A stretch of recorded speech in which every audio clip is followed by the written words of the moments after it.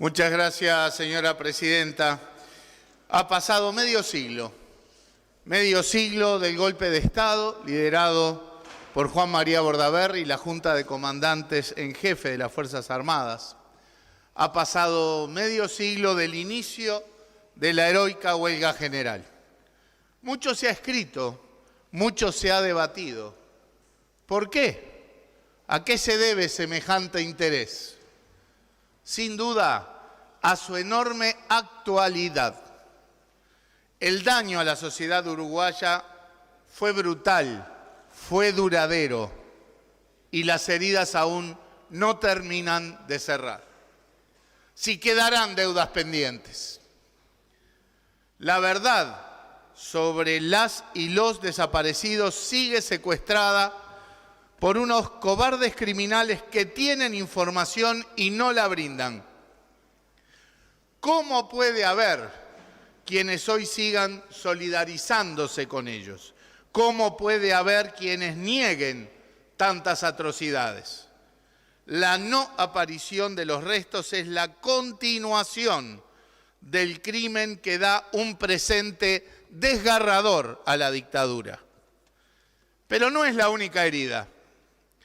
¿Cómo reparar el daño físico, el daño moral de las víctimas directas que sufrieron tortura, prisión, exilio, destitución y tantas formas de persecución? ¿Cómo devolver 12 años a las generaciones que crecieron en el terror, la censura, la violencia, el oscurantismo cultural, la falta de libertades y de derechos? ¿Cómo reparar el daño a la ciencia y la tecnología y a la investigación que produjo la intervención de la Universidad de la República? ¿Quién devolverá al pueblo uruguayo el saqueo económico de 12 años donde la rebaja salarial, el robo escandaloso de los dictadores y el privilegio de unos pocos fueron gigantes? El presente debe tener memoria basada en estudios, en testimonios documentados, en la literatura y en el arte, en la educación hogareña y la formal, en los medios, en el discurso político democrático. El presente debe tener verdad para que las nuevas generaciones no sean engañadas deliberadamente con fines de ocultamiento. El presente debe tener justicia, pues corresponde a un Estado de Derecho como el nuestro. Estos deberes políticos son parte de una democracia que quiere fortalecerse y tiene sus raíces en estos valores fundantes de su ética. ¿Qué le compete al sistema político? En primer lugar, por supuesto, gobernar para afianzar y mejorar la democracia que reconquistamos en el 85. No habrá relato histórico que contribuya mejor al nunca más dictadura que una sociedad que avanza democráticamente, que dirime sus naturales contradicciones mediante la deliberación ciudadana y la participación libre. En segundo lugar, cada partido político debería hacerse cargo de su propia historia, tanto colectiva como de sus integrantes, con las luces y las sombras que todos tenemos. Ahora, no se trata de un proceso de lavar culpas y perdón vacío. Hay responsables de preparar, incitar, dar el golpe de Estado y gobernar luego, y hay quienes fueron los que denunciaron, enfrentaron y se jugaron contra la dictadura. Wilson reconoció haber cometido errores en muchísimas cosas, pero no fue causante ni propiciador del golpe. Sereñi se dolía que sus esfuerzos desde la izquierda por pacificar el país y sacarlo del camino del creciente autoritarismo no fueron ni suficientes ni exentos de errores. Pero Wilson estuvo exiliado, casi asesinado, proscrito y finalmente preso. Y Sereñi fue torturado, estuvo casi toda la dictadura en prisión, fue degradado y declarado traidor por su propio ejército. Amílcar Vasconcellos denunció en esta sala, en este Parlamento, en octubre del 72, un plan elaborado por la cúpula militar para dar el golpe. Y lo reiteró en febrero del 73 con una claridad y valentía que hoy todavía estremecen. ¿Son acaso tan responsables de la dictadura Sereñi, Wilson y Vasconcellos como los autores civiles Juan María Bordaberry y Martín Echegoyen, o los generales Gregorio Álvarez, Esteban Cristi y Julio Badora? ¿Es equiparable el martirologio de trabajadores y estudiantes con que sus asesinos y quienes dieron la orden de salir a matar?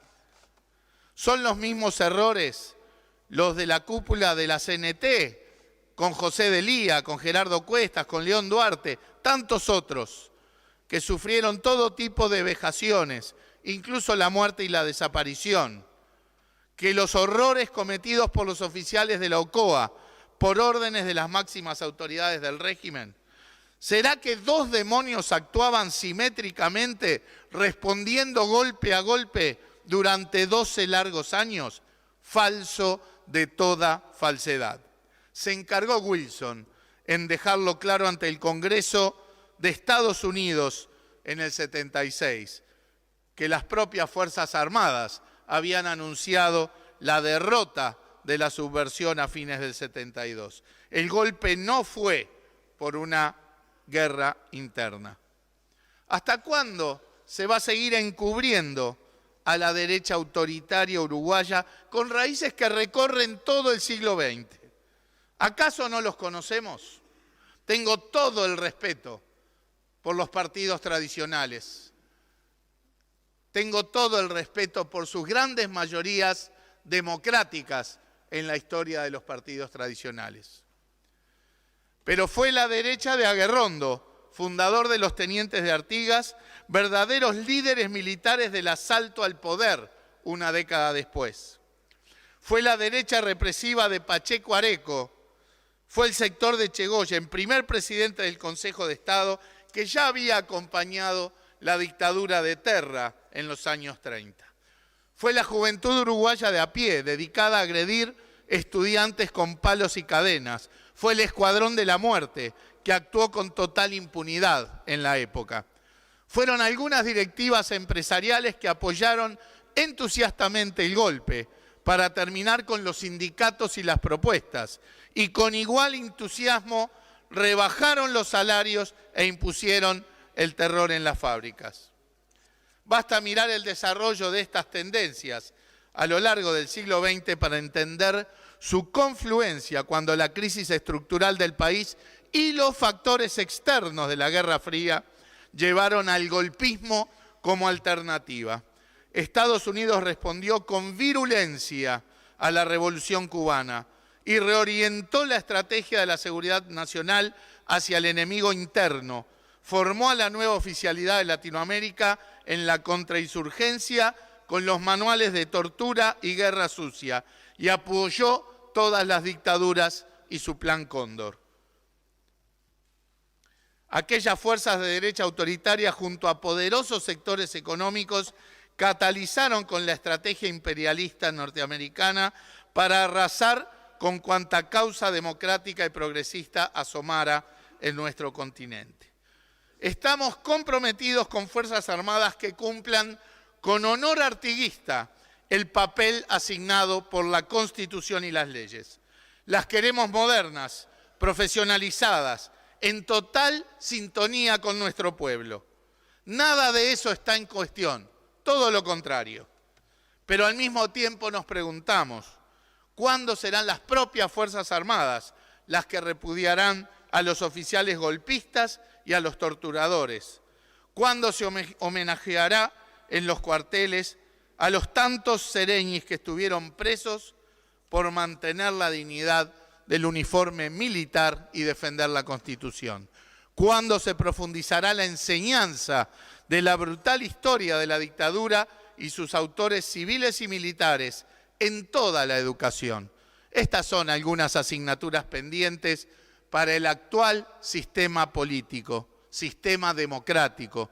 todos los partidos estamos obligados a ser mejores en materia democrática y a competir entre nosotros para ser más consecuentes con los valores republicanos y la defensa, la promoción y el cumplimiento de los derechos humanos en toda su extensión. Mario Benedetti decía que el día o la noche en que el olvido estalle, salte en pedazos o crepite, los recuerdos atroces y los de maravilla quebrará los barrotes de fuego, arrastrarán por fin la verdad por el mundo y esa verdad será que no hay olvido.